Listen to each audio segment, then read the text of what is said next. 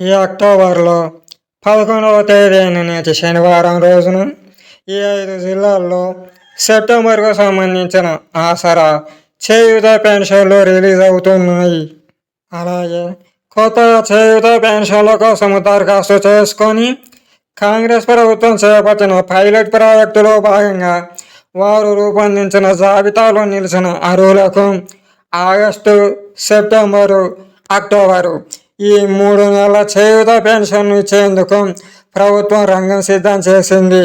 అయితే ఈ జాబితాలో ఎంతమంది ఉన్నారు, అలాగే ఏ 5 జిల్లాల్లో ఇప్పుడు సెప్టెంబర్కు సంబంధించిన ఆసరా చేయూత పెన్షన్లు రిలీజ్ అవుతున్నాయి అనే ఈ వివరాలను తెలుసుకునే ముందు వార్తా విపణి అనే ఈ ఛానల్లో ప్రభుత్వ పథకాలకు సంబంధించిన వార్తల్ని ఎప్పటికప్పుడు తెలుసుకునేందుకు దీన్ని సబ్స్క్రైబ్ చేయడంతో పాటే బెల్ను ట్యాప్ చేసి ఆల్ నోటిఫికేషన్లు అనే ఆప్షన్ను ఎంచుకోండి ఫ్రెండ్స్.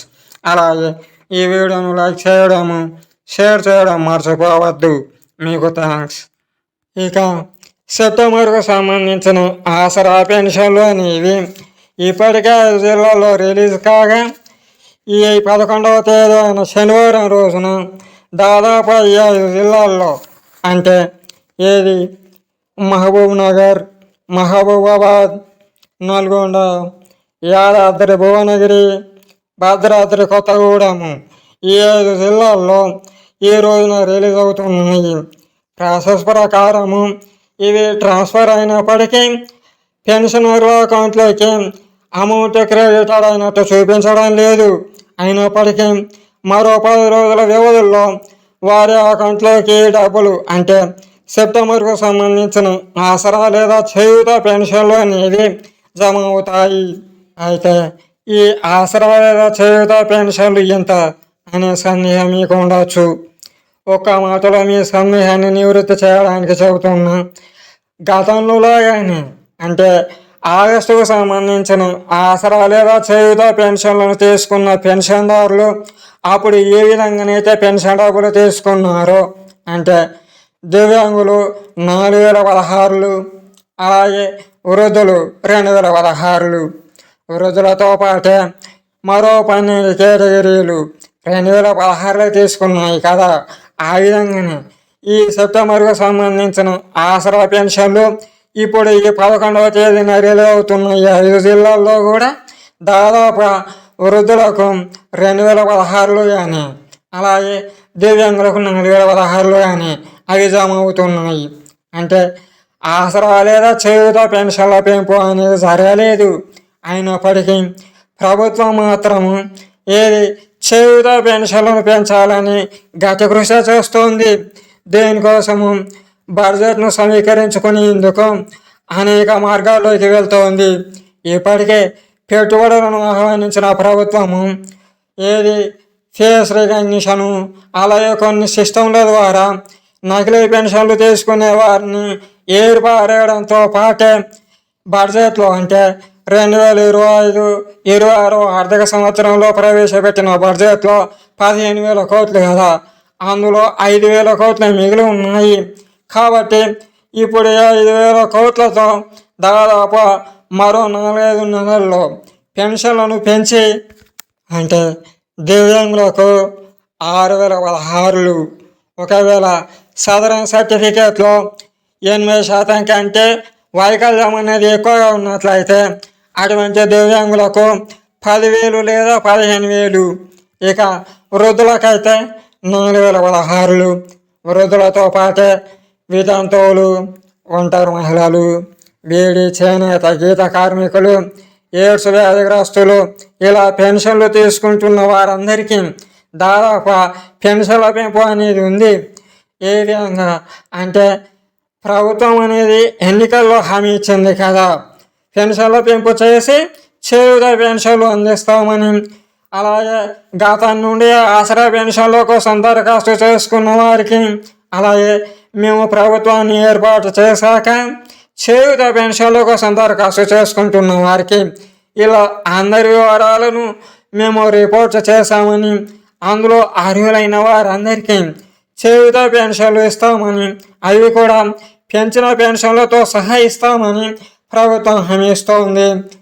అయితే ఇటు పంచాయతీ ఎన్నికలు, అలాగే మరోవైపు ఫిరాయించిన ఎమ్మెల్యేలు వారంతట వారే రాజీనామా చేస్తూ ఉండడంతో ఇప్పుడు ఎమ్మెల్యేల స్థానంలో దాదాపు ఎలక్షన్స్ అనేవి జరుగుతాయి.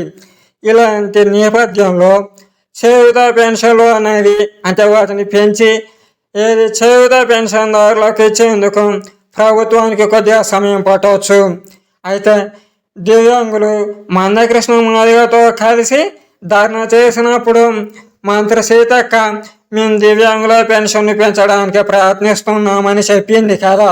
కాబట్టి ఒకవేళ ఈ ఎన్నికలతో సంబంధం లేకుండా ఈ అక్టోబర్, నవంబర్ లేదా కాంగ్రెస్ ప్రభుత్వం ఏర్పడిన డిసెంబర్ 9వ రోజున అంటే 2 సంవత్సరాలు పూర్తి చేసుకున్న ప్రభుత్వం యొక్క పాలనలో దివ్యాంగులకు వారిచ్చిన హామీ ప్రకారం పెన్షన్లను పెంచి చేయూత పెన్షన్లను అప్పటి వాళ్ళను చూస్తుంది కావచ్చు. కాబట్టి ఒకవేళ ఇది జరిగితే దివ్యాంగులతో పాటే వృద్ధులకు, వితంతువులకు, ఒంటరి మహిళలకు, ఇంకా అనేక రకాల పెన్షన్ తీసుకునే వర్గాలకు అప్పుడు పెన్షన్ పెరుగుతుంది. ఒకవేళ అది ఆలస్యం అయితే సంక్రాంతికి పెరగవచ్చు, అంటే 2026లో జనవరిలో, లేదా 2026-27 ఆర్థిక సంవత్సరంలో మార్చి సమయంలో మళ్ళీ వాళ్ళు బడ్జెట్ ప్రవేశపెడతారు కదా. ఆ బడ్జెట్ సమయంలోనైనా కనీసం 20,000 కోట్లు కేటాయిస్తేనే పెన్షన్ల పెంపు ఉంటుందని అర్థమవుతుంది. ఏదేమైనా ఇప్పటికే ఇందిరమ్మ ఇళ్ళ కోసము, అలాగే కొన్ని కొత్త పథకాల కోసము 1,000 కోట్లు కేటాయించిన ప్రభుత్వం అనేది ఆ తర్వాత మళ్ళీ కేటాయించకపోవచ్చు. ఎందుకంటే పైలట్ ప్రాజెక్టులో భాగంగానే ఆ పథకాలకు అవి నిధులను కేటాయించింది. కానీ ఇప్పుడు ఆ పథకాలకు మళ్ళీ నిధులను కేటాయించే అవకాశం ఉండకపోవచ్చు.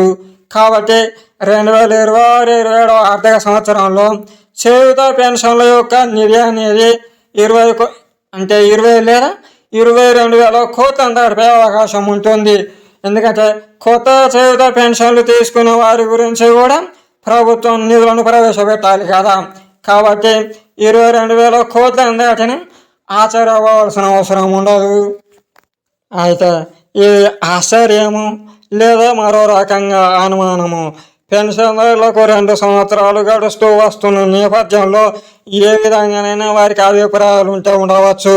ఇదంతా ఎలా ఉన్నా ప్రస్తుతానికి మహబూబ్ నగర్, మహబూబాబాద్, నల్గొండ, యాదాద్రి భువనగిరి, భద్రాద్రి కొత్తగూడెం జిల్లాల్లో సెప్టెంబర్కు సంబంధించిన ఆసరా లేదా చేయూత పెన్షన్లు అనేవి ఈ రోజున రిలీజ్ అవుతున్నాయి.